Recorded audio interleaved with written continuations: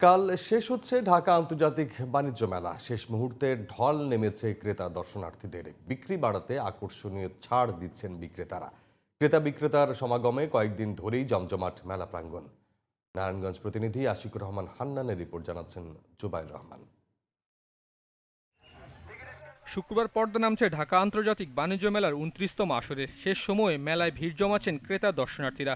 কেউ কেউ ঘোরাঘুরি আর খাওয়া দাওয়া করে মেলা উপভোগ করলেও কেনাকাটায় ব্যস্ত বেশিরভাগ ক্রেতা। তবে দাম বেশি নেয়ার অভিযোগ ক্রেতাদের। আন্তর্জাতিক মানের ট্রেড ফেয়ার, এখন মনে হচ্ছে যেন এটা লোকাল ট্রেড ফেয়ার। ভালো আয়োজন এবার অন্যান্য বারের তুলনায়। সেফটি অ্যান্ড সিকিউরিটি অনেক ভালো আছে। ফুড আইটেমটা একটু ভালো পাই নাই, এটাই আর কি। বাচ্চাদের জন্য খেলনা কিনলাম, ইন্ডিয়ান শপ থেকে কিছু জুতা কিনলাম, তারপরে এখন থ্রি পিসের দোকানে আছি। বিক্রি বেড়েছে কয়েক গুণ। শেষ মুহূর্তে বিক্রি আরও বাড়াতে পণ্যের উপর আকর্ষণীয় ছাড় দিচ্ছেন বিক্রেতারা। শেষ দিনটি ছুটির দিন হওয়ায় ক্রেতার ঢল নামবে বলে মনে করছেন তারা। প্রতিটা প্রোডাক্টই আমাদের ছাড় আছে, যেটা আপনার ২৪০০ ছিল সেটা আমরা এখন ২০০০-এ দিয়ে দিছি।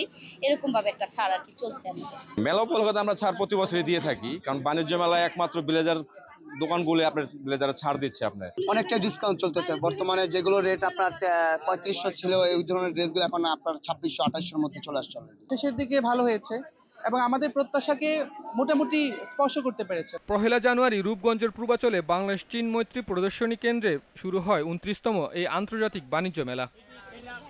Jubair Rahman, GTV news.